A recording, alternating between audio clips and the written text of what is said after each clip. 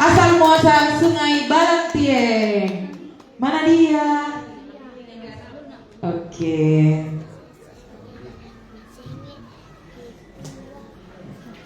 Saya domba-domba. Ya, begitu mentong pada tongnya kali apa besar kan? Bismillah.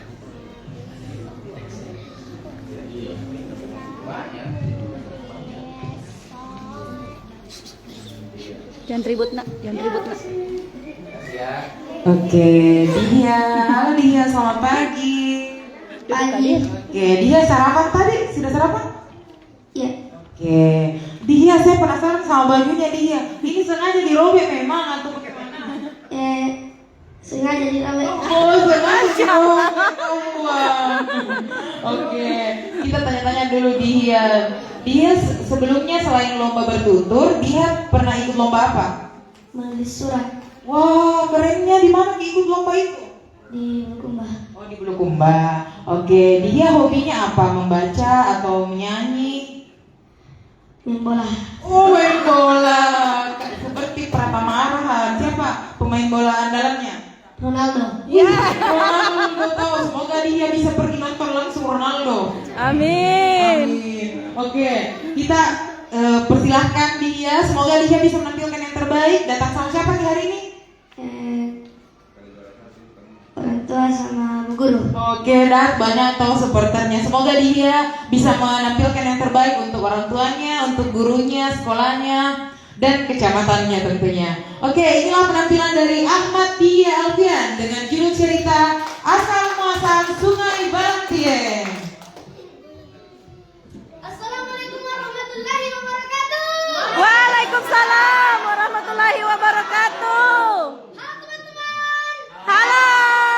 Penonton, hai. Hai. Dan juga dewan juri yang saya hormati.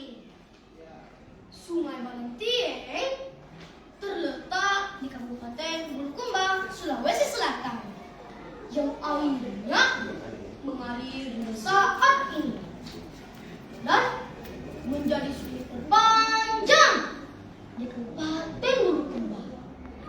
Tapi sebelum saya bercerita, izinkan saya memperkenalkan diri. Saya Ahmad Dia Alfian. Kali ini saya akan mengisahkan asal muasal Sungai Balangtieng. Naskah asli dari cerita ini terdapat pada buku Samindara Antologi Cerita Rakyat Menderita Lofi. Penulis Alfian Nawawi. Penerbit The Publish. Teman-teman, Ya. mau dengar kisahnya enggak? Mau. Penasarannya? Penasaran. Dengerin baik-baik ya. Di sebuah negeri masa silam yang makmur dan subur, para penduduknya menikmati hasil bumi melimpah. Negeri itu bernama Balangtieng. Tanahnya begitu subur hingga tanaman apapun bisa tumbuh dengan mudah, membuat kehidupan penduduknya sejahtera. Sebagai ungkapan rasa syukur, setiap tahunnya diadakan pesta rakyat selama 7 hari 7 malam. Semua orang berpesta tanpa henti, menikmati makanan melimpah. Namun, tak semua orang bisa ikut berpesta. Ada segelintir orang miskin yang hanya bisa melihat dari kejauhan. Mereka adalah pendatang dari jauh yang datang hanya untuk menjadi pembantu di rumah-rumah orang kaya dan tak mempunyai harta ataupun tanah untuk ikut berpesta.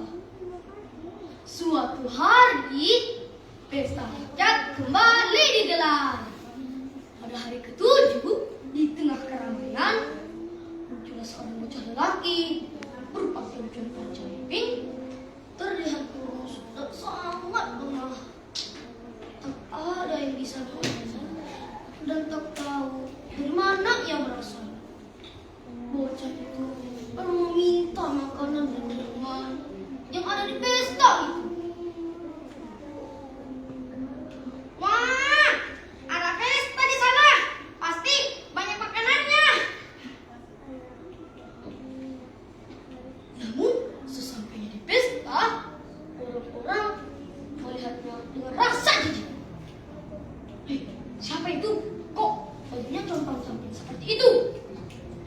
dia pengemis. Apa kan musimnya?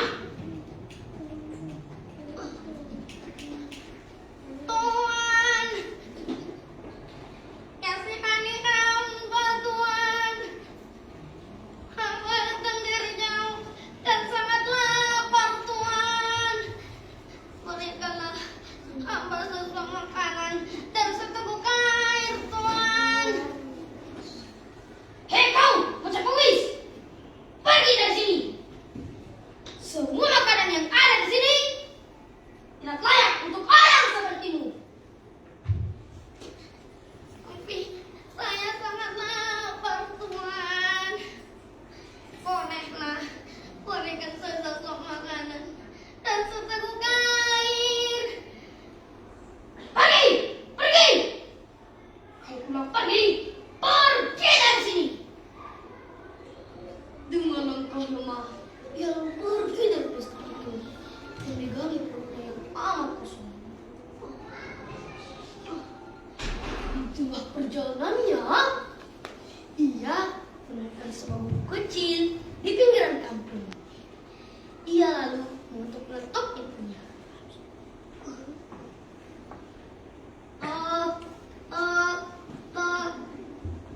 Permisi, apakah ada orang di dalam gubuk ini? Tiba-tiba keluarlah seorang nenek tua yang menyambutnya dengan senyum ramah. Siapa di sana? Oh, ada apa, Nak? Nek, saya sangat lapar, Nek.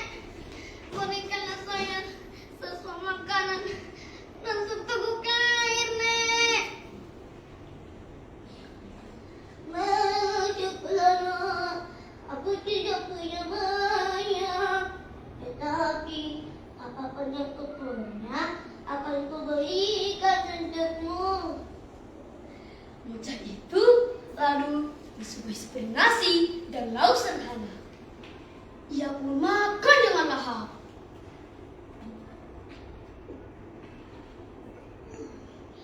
Makanlah, habiskan. Wah,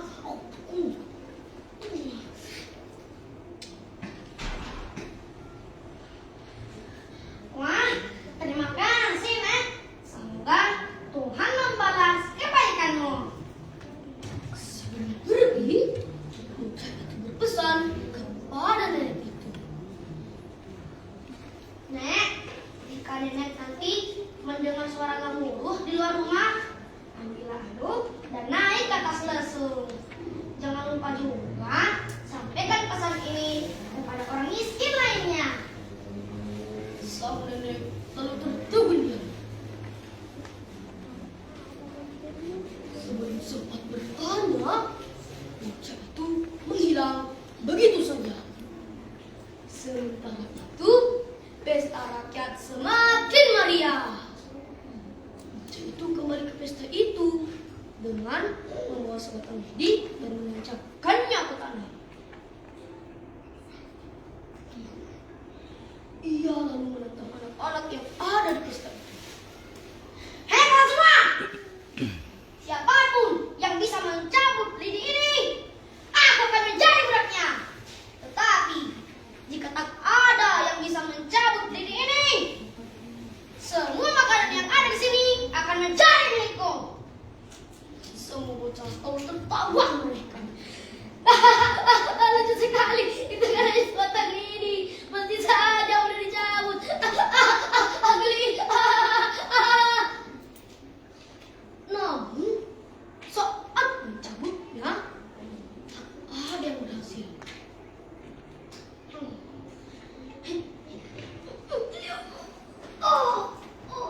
Kok keras sekali ya.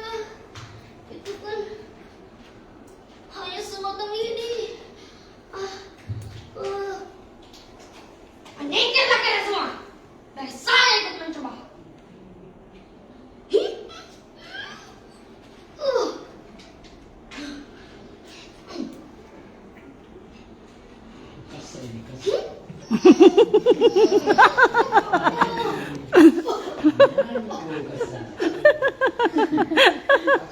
Bahkan orang dewasa yang ikut mencabut tak ada yang berhasil.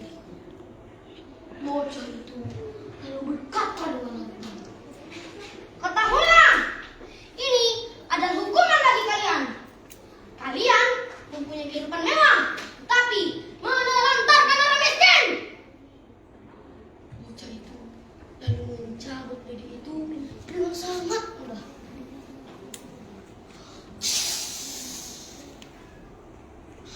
Seketika air bah menyembur dari lubang tersebut.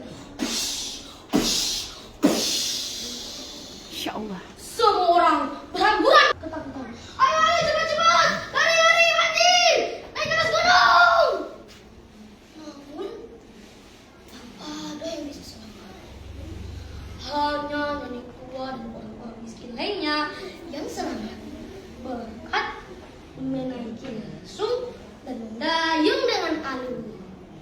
Sesuai pesan bocah misterius itu.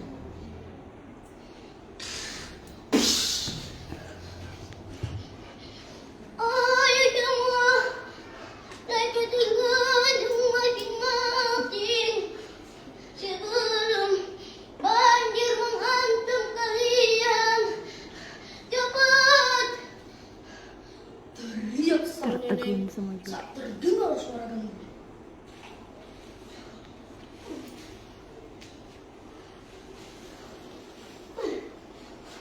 Wah, siapa yang budak itu? Kok dia bisa tahu bahwa akan ada banjir di desa ini?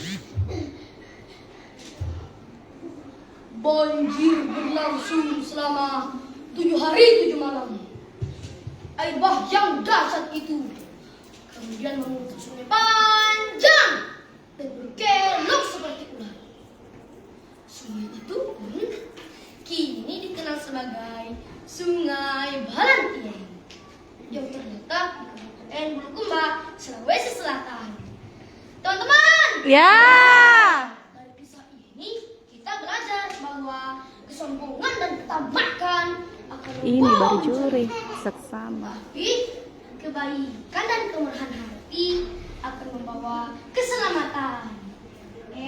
Sebelum pergi, saya punya pantun nih. Mau denger gak? Mau.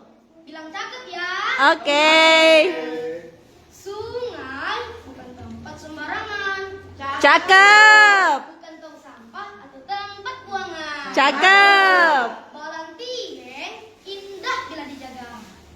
Jadi berkah untuk kita semua. Amin. Warahmatullahi wabarakatuh. Waalaikumsalam warahmatullahi wabarakatuh.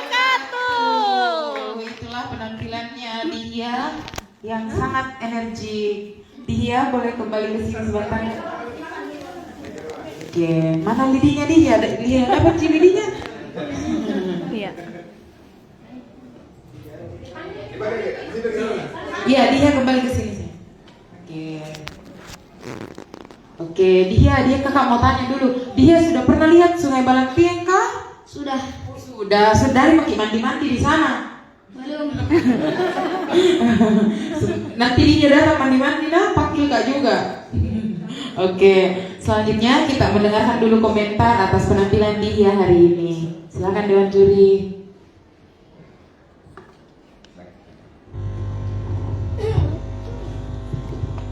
Iya, saya selalu terpukau dengan penampilan dari kemarin itu ya. Masya Allah. Iya, jadi natural sekali, tidak perlu pakaian yang berlebihan, ekspresinya sudah bagus. Tinggal nanti masukkan dari Kak Heru, itu kalau nenek bicara nggak usah terlalu ya, karena kadang-kadang tidak kedengaran. Seperti yang bilang tadi Pak Rafa ya, kalau tokoh nenek-nenek, tokoh apapun, pembicaranya tidak jelas ya. Itu saja.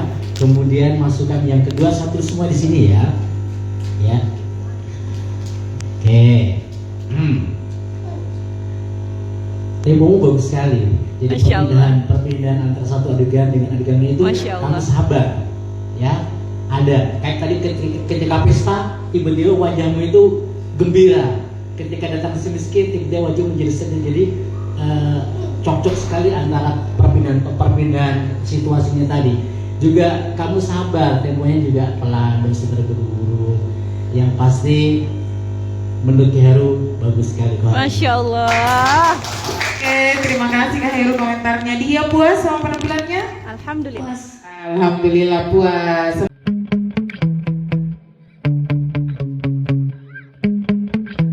Yeah. Sometimes I